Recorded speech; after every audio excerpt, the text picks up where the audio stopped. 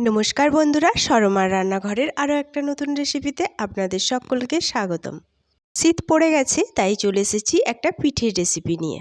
গ্রাম বাংলার সেই হারিয়ে যাওয়া বাতাসা পিঠের রেসিপি। এই বাতাসা পিঠে খেতে কিন্তু লাগে অসাধারণ, আর বানাতেও লাগে খুব অল্প টাইম। তাহলে চলুন দেরি না করে শুরু করে ফেলি আমাদের আজকের রেসিপি। আজকের রেসিপি বানানোর জন্য প্রথমে আমি একটা পাত্র নিয়ে নিয়েছি। এর মধ্যে দিয়ে দিচ্ছি 1 বাটি চালের গুঁড়ো, আর দিয়ে দিচ্ছি স্বাদ অনুযায়ী লবণ। আর এখানে আমি একদম ফুটন্ত গরম জল নিয়েছি। এই জল প্রথমে 1 বাটি দিয়ে দিলাম, এরপরে যেরকম লাগবে সেই অনুযায়ী জল দেব।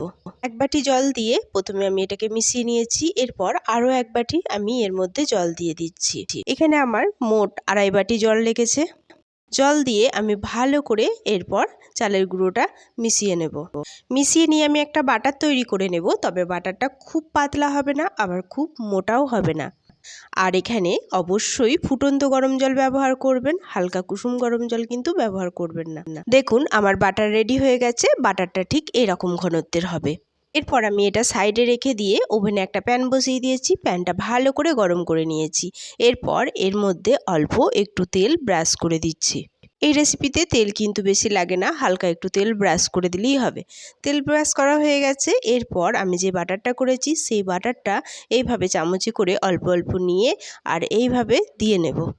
দেখুন আমি যেভাবে দিচ্ছি এইভাবে অল্প অল্প করে চামচে করে দিয়ে নেবেন। আর দেখতে দেখুন অনেকটা বাতাসার মতো হচ্ছে। আর এই সময় কিন্তু আঁচটা একদম লোতে রাখতে হবে, কিছুতেই আঁচ বাড়ানো যাবে না। লো আঁচেতে পুরো পিঠেটা বানাতে হবে। আর প্যানটা কিন্তু খুব ভালো করে গরম করে নিতে হবে, না হলে কিন্তু প্যানের গায়ে লেগে যেতে পারে। দেখুন এভাবে আমি অল্প অল্প করে দিয়ে নিচ্ছি। বাটারের ঘনত্বটা কিন্তু ঠিকঠাক রাখতে হবে, খুব পাতলা করা যাবে না, তাহলে কিন্তু এভাবে প্যানে দেওয়ার সময় সেটা কিন্তু গড়িয়ে যেতে পারে। তাতে পিঠের শেপগুলো কিন্তু ভালো হবে না। দেখুন আমি পিঠেগুলো সব দিয়ে নিয়েছি। এরপর ওয়েট করব কিছু সেকেন্ড ওপরটা ড্রাই হয়ে আসা পর্যন্ত। লো আঁচে মোটামুটি 30 থেকে 40 সেকেন্ড ওয়েট করলেই দেখবেন ওপরটা ড্রাই হয়ে আসবে।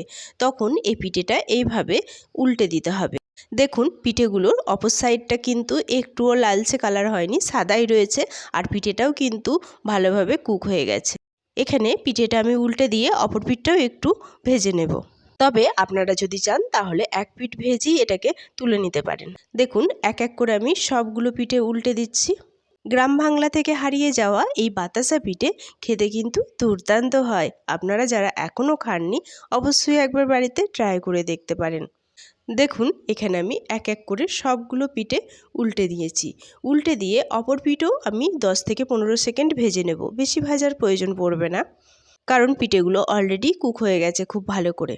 দেখুন এখানে 10 থেকে 15 সেকেন্ড হয়ে গেছে। এরপর পিঠেগুলো আমি সব এক এক করে তুলে নিচ্ছি।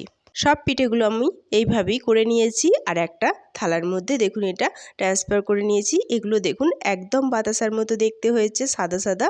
দেখতে দেখুন কতটা সুন্দর লাগছে, একদম বাতাসার মতো। এই পিঠাগুলো আপনারা এই অবস্থাতেই গুড় দিয়ে খেতে পারেন, তবে আমি এই পিঠাগুলো আরেকটু অন্যভাবে কুক করে নেব। তার জন্য আমি একটা প্যান বসিয়ে দিয়েছি ওভেনে। এরপর এর মধ্যে দিয়ে দিচ্ছি আমি 500 গ্রাম দুধ। দুধ দিয়ে এই দুধের মধ্যেই আমি দিয়ে দেব স্বাদ অনুযায়ী চিনি। আমি এখানে হাফ বাটি চিনি ব্যবহার করেছি। আপনারা আপনাদের স্বাদ অনুযায়ী চিনিটা দিয়ে নেবেন, অথবা চিনির বদলে আপনারা এখানে গুড়ও ব্যবহার করতে পারেন। এরপর এর মধ্যে আমি এক টুকরো দারচিনি দিয়ে দিলাম সুন্দর একটা ফ্লেভারের জন্য। দারচিনির বদলে এখানে আপনারা এক টুকরো এলাচও ব্যবহার করতে পারেন। এরপর এই সমস্ত উপকরণ নেড়েচেড়ে খুব ভালো করে মিশিয়ে নেব। মেশানো হয়ে গেলে যখন দুধটা কুসুম গরম হয়ে যাবে তখন এর মধ্যে অ্যাড করে দেব হাফ বাটি গুঁড়ো দুধ। গুঁড়ো দুধ দিয়ে এরপর ভালো করে নেড়েচেড়ে মিশিয়ে নেব। এই গুঁড়ো দুধটা ব্যবহার করলে এই পিঠাটা খেতে কিন্তু খুব সুন্দর লাগে, আর ঝোলটাও অনেকটা পুরু পুরু হয়ে যায়। সমস্ত উপকরণ ভালো করে মেশানো হয়ে গেছে। এরপর এই দুধটা আমি জাল করে নেব। দুধটা 5 থেকে 10 মিনিট আমি ভালো করে জাল করে নেব, কারণ পিঠাটা দেওয়ার পর দুধটা কিন্তু বেশিক্ষণ ফোটাবো না। তাই দুধটা যতক্ষণ না একটু পুরু হয়ে আসছে ততক্ষণ আমি এই দুধটা জাল করে নেব। আর দুধটা জাল করার সময় কিন্তু মাঝে মাঝেই একটু নেড়ে দিতে হবে, নাহলে কিন্তু তলায় দুধটা ধরে যেতে পারে। এই দুধ জাল করতে করতে সকলকে আবারও সেই একই কথা মনে করিয়ে দিই, যারা আমার চ্যানেলে নতুন প্লিজ প্লিজ প্লিজ আমার চ্যানেলটি একটু সাবস্ক্রাইব করে আমার পাশে থেকে যাবেন।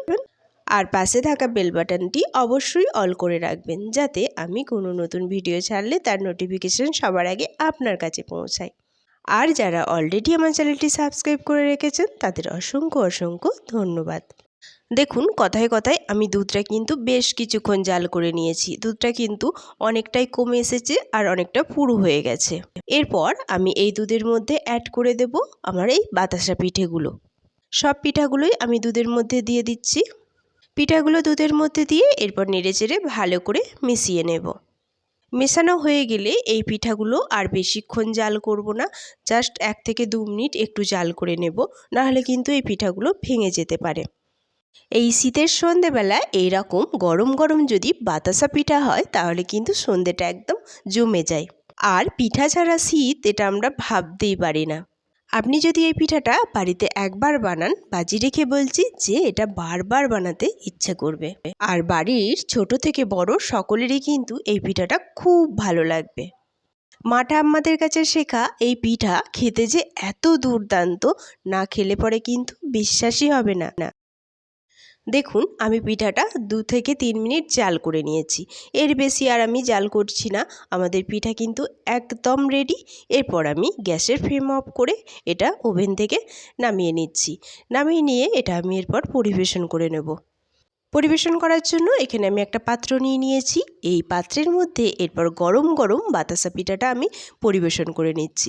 দেখুন, এটা দেখতে কত সুন্দর হয়েছে, একদম বাতাসার মতো লাগছে। কেউ বুঝতেই পারবে না যে এটা চালের বাতাসা। দেখে মনে হচ্ছে একদম যেন চিনির বাতাসা।